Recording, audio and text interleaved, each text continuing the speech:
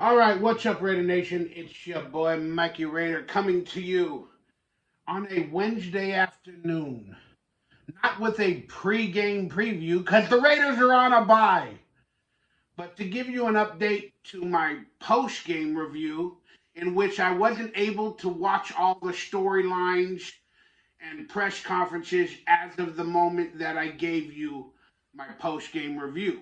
So I wanted to talk about some of the storylines that came up and ask the question, what the heck is going on? There's a few things happening behind the scenes that are starting to freak me out. Forgive me, guys, I just cut my hair and I think there's hair in my tooth. But here we go. Hit that thumbs up, that like, that subscribe button. Consider becoming a member. Donate some tacos to me. I think technically I can, even with the $2 or $3, with the $3 subscription, I could probably, once they take their 40%, I could buy one taco nowadays with the inflation. So each membership is a taco. So get me a taco with a membership. Appreciate y'all. That being said, consider donating, liking, subscribing, hitting the bell for notifications when I go live, and I will be going live this weekend. Members will be allowed in the chat during this next week, during the bye week. I will have some live streams with members that will be able to join the live stream, and we can all conversate together in a live stream. So become a member, and then an hour or two before I do the show, the link to join the live stream will be in the members only section in the chat room on the members only page. But still, if you can't become a member, hit that like, hit that subscribe. I'm talking too much. Let's get on into it. All right, I'm very proud of this Raider team for what they did, what they tried to accomplish, and all that. And then I had a little bit of critique about the coaching staff and how they handled Maxx Crosby. But I wasn't up to date on all the situation leading into the game. I did not know, because I've been dealing with family stuff and other things, that I didn't know Maxx Crosby had an illness or something, or virus or an infection in the knee. And I saw pictures, and boy, that was pretty bad. So something's going on with his knee, and apparently he's going to have a need for surgery in the off season.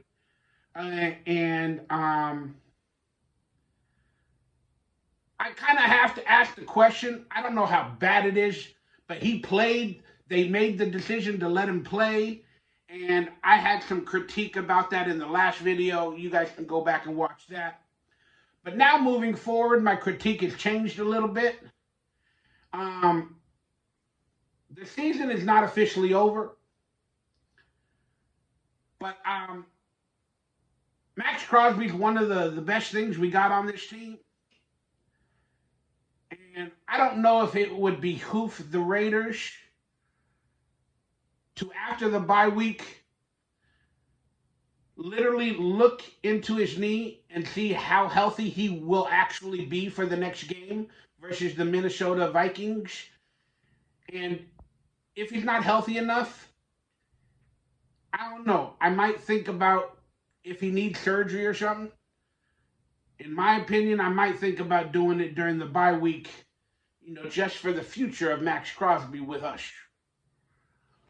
But again, if it's up to Maxx Crosby, he'll do everything he can to play, and he ain't going to worry about any of that other stuff. He wants to get on the field. He wants to try to get the Raiders into the playoffs, sneak us in with 5 wins in a row, and I appreciate that. But looking at it as a team and for the health of Maxx Crosby, the coaching staff needs to make some decisions for him.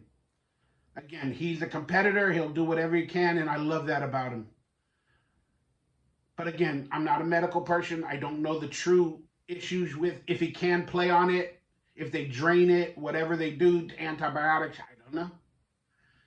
But still, it's a big question, that we need to look at in the weeks ahead. So that's a big storyline. Then this is something that piqued my interest with Maxx Crosby. When he was talking about how everything he had to do to get ready for the game.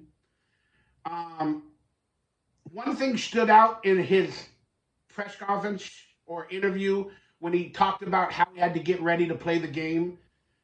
He literally said, "Oh, I want to thank the Raiders coaching staff, to this, to that," and then he said something. I think the guy's name is Robert Guerrero or Paul Guerrero. He said, "I want to thank them for getting me ready." Paul Guerrero. Forgive me if I'm butchering the name, but the Guerrero guy is the guy with Tom Brady, the health guru that charges like $50,000 a session to help players recover and train and heal or whatever he does. That's that Guerrero guy with Tom Brady back in New England, where they created their TB12 system with that Guerrero guy and Tom Brady. Then we know what happened when he went to Tampa Bay. Again, in New England, they released that Guerrero guy from the locker room because they were making so much money off of the players for Tom Brady's company, for their company. I don't know what happened, but they released Guerrero. Then a year or two later, Tom Brady's gone. But he has that company. But Antonio Brown, when he went to New England for that 1 week or two, signed up with TB12. So it's like they go from team to team to team with their TB12 healing company, and they get $30,000 a session. They're making a lot of money off of other players when the teams already have their medical staffs and people on the payroll. So it's an added expenditure to the players just for the knowledge of, I want to be like Tom Brady. You know, everybody loves Guerrero and Tom Brady. Well, Maxx Crosby said that that Guerrero helped him get ready. So think about that. I'm sure he does a fantastic job. I'm not saying he doesn't, but it's a cash cow. Okay? They do their job. I get it. They do a fine job. But it's a cash cow. They're not really helping the players.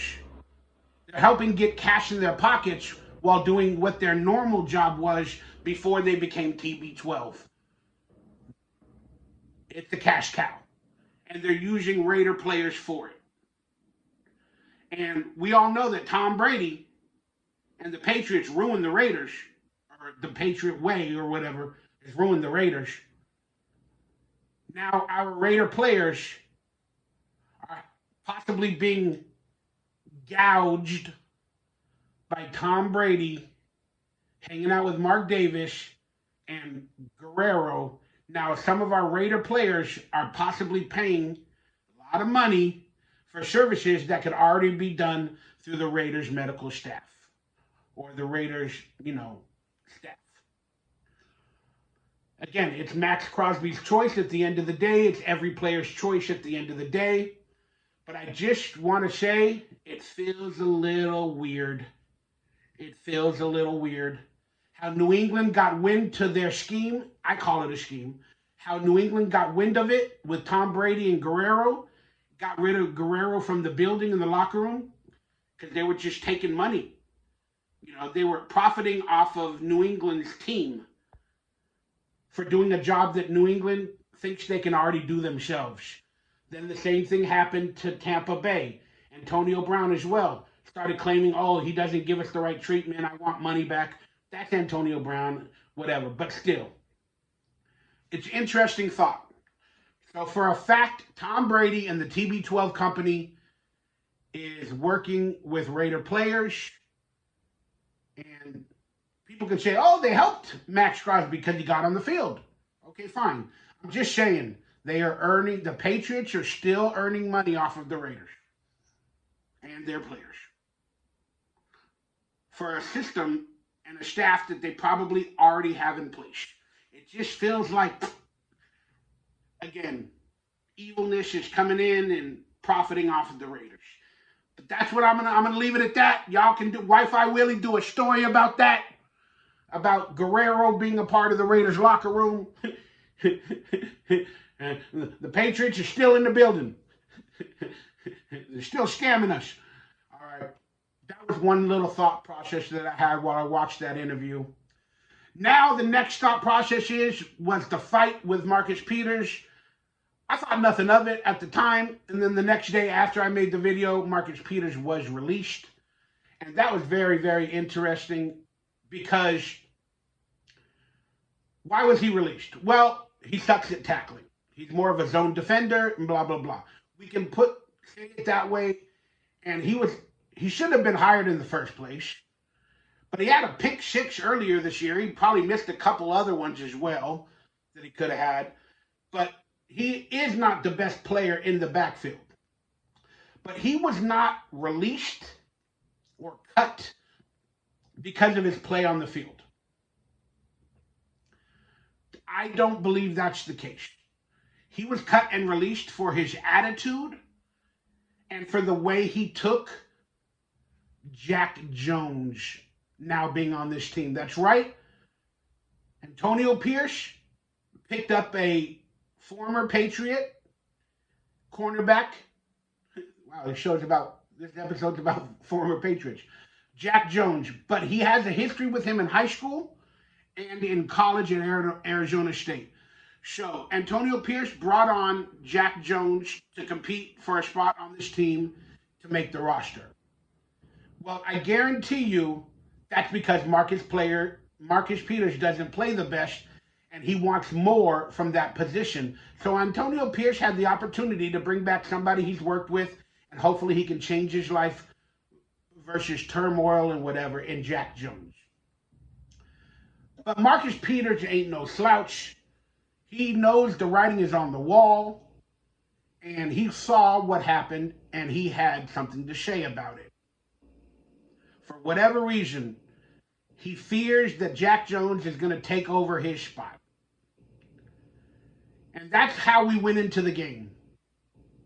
Then in the game, Marcus Peters missed a few tackles and struggled versus the Chiefs. But Antonio Pierce, already in his mind, knew that he was going to eventually replace Marcus Peters with Jack Jones. So, during the game, Antonio Pierce took it upon himself to bench Marcus Peters. Because he was already going to do that anyway, but he needed the time and the place to do it. So he decided once the Kansas City Chiefs went up 24-17 or whatever it was, or 20, might have been 28-17 to take him out. That was an agenda on Antonio Pierce's part. He already had that in his mind, and I'm not saying that Marcus Peters didn't deserve it. I'm just saying it was already there before the game started, and Antonio Pierce, in my opinion, was looking for the right opportunity to present that publicly. And that's when it happened. So Marcus Peters was taken off the field, and Marcus Peters, I'm going to be honest with you, I think he thinks like I do, or he has all the same thoughts that I'm talking about. So he said something. Oh, you're doing this for your boy Jack Jones. That's what they were saying about on the sidelines. You're doing this for your boy Jack Jones. You're doing it, because you want to bring him in, this and that, blah, blah, blah. It's some bullshit. Whatever he said on the sidelines, and they got in a fight. And then Antonio Pierce is like, I'm the freaking coach. You do as I say. You ain't playing good. I ain't going to give you no excuses. Put in Jack Jones. I don't give a damn. That's what happened on the sidelines. Okay? Then it didn't get any better. Then probably Marcus Peters went in the locker room, didn't say a word to anybody. Antonio Pierce didn't go up to him and say, hey, don't worry, man, next week you got it, next week. Or, bounce back. Nothing like that was said on either party's decisions. And so Antonio Pierce knew that he wanted Jack Jones to play, and Marcus Peters had an attitude about the situation, and I'm not going to say deservedly so, but he knew the writing was on the wall, and he decided to talk back.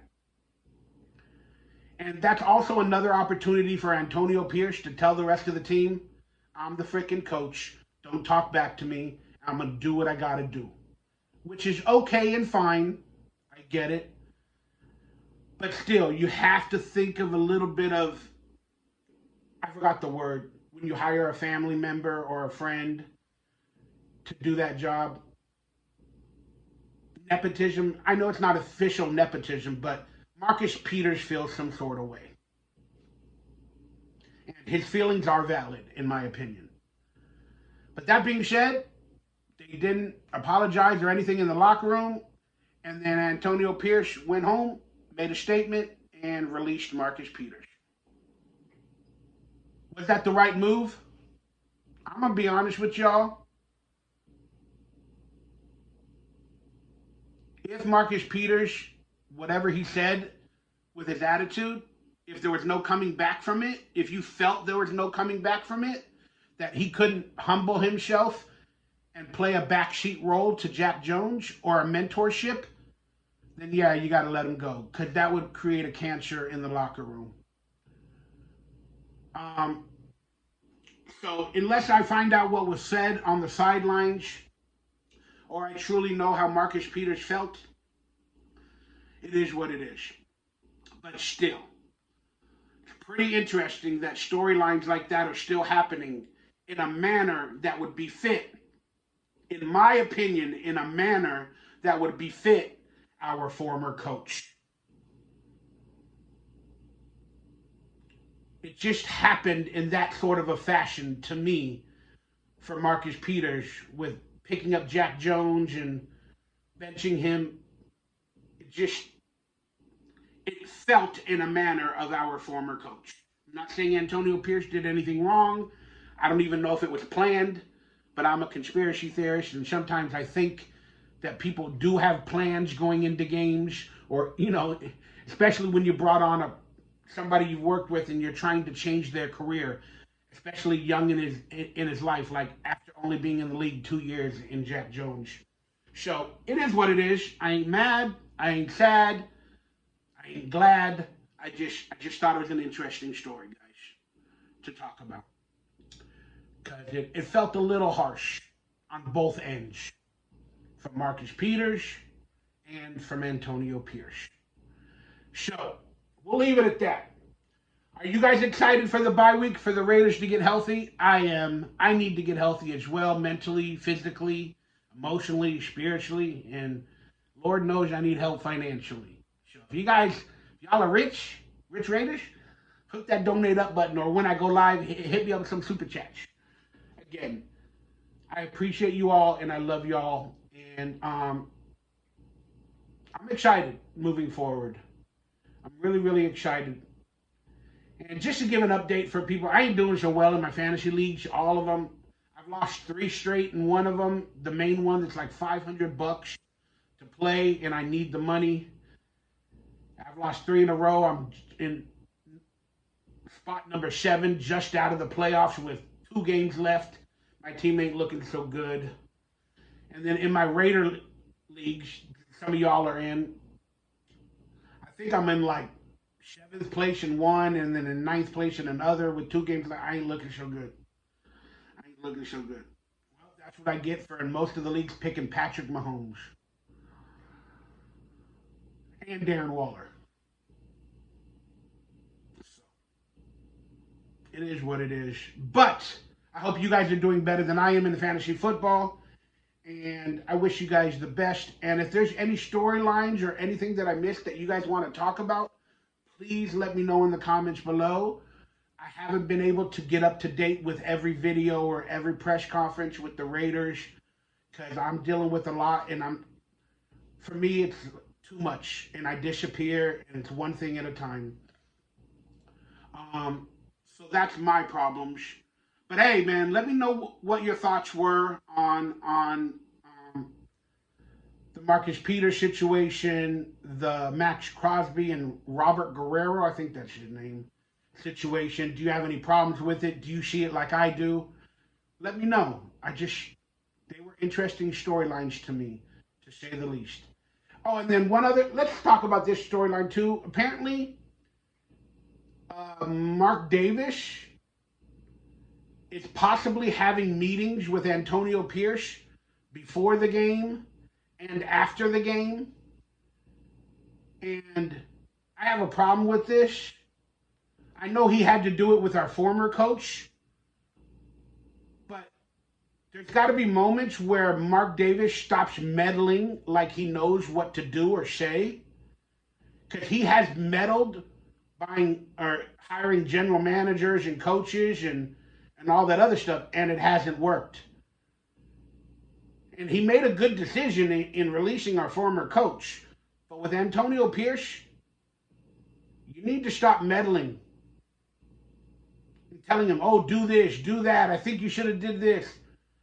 Man, let the guy be a coach. Let's figure out what type of coach he is without your fucking hearsay. And I get it. You're mad. You know, he's possibly losing 2 games in a row. But, like, are you doing this as an agenda because you already made the decision not to hire him as a coach? Again, but the meetings haven't been proven that he's having them with him. It's just Antonio Pierce has been late to the press conference and stuck in his office. And they saw Mark Davis around. But it hasn't been proven. I don't know. I don't want Mark Davis meddling in anything else.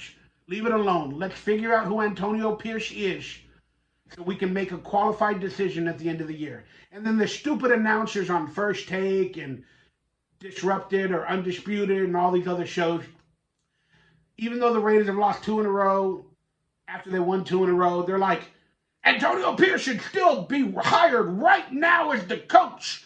Right freaking now. Do it today. No, make no mistake. What are they waiting for? Okay. In my opinion, that's DEI right there. Okay? That's DEI. That's right for your shows to talk about it. DEI. Look it up. Diversity, equity, and inclusion. Then on top of that, the Raiders and the NFL have rules. And again, I don't know the rules about hiring an interim coach in the middle of the season or at the end of the season. But I think they have to do the Rooney Rule. They still have to look up more coaching staff or interviews with diverse candidates. Even though we got a diverse candidate there already, I still think they have to do more. Like more diverse candidates. So, they can't, I don't know if it's real, but they can't technically hire Antonio Pierce right now. Because they still have to give opportunities to hire diverse candidates in the offseason, or at least give interviews, per the Rooney Rule. That's my understanding of it. I could be completely wrong, but these talk shows that just shut your freaking mouth. Look, Antonio Pierce is doing a good job. But he won the first 2 games, and we were all up in arms. Hire this man! Now we've lost the last 2, and there's still mistakes being made, and we're learning who he is. And now some are questioning, can we have a team with a motivated head coach, a motivator, and not a defensive coach or an offensive coach or a coach that understands both systems? You know, and it's still up in the air. We still got 5 games left to see the fight and the progress from Aiden O'Connell, the progress from Antonio Pierce, the progress from everybody on the team. Okay? So, the decision does not need to be made now. And there is a rumor that John Harbaugh will be pursuing an NFL comeback this season. And that news came out this week as well. And a lot of Raider fans are like, yeah, go after Harbaugh. Simmer down. Simmer down. Simmer down. Okay? I want him too. I get it. But I want to give Antonio Pierce 5 more games. Then on top of that, kind of freaked out with us going after popular head coaches. Especially one coming off a scandal at Michigan. You know, I'm kind of scared for the Raiders team to just make a decision like that again so quickly because John Harbaugh is available and he'll change the franchise. I'm tired of that philosophy. They said that with Gruden, with our former coach, and they've said it with many other coaches as well. Simmer down. Just my thoughts. Stay happy, stay healthy, stay blessed. I love you, Raider Nation. Thanks for being in my life, and I'll see you this Friday with a live stream, hopefully Raiders Roundtable, if not a Raider Football Talk Live. I love you guys. Consider becoming a member. I appreciate you. God bless.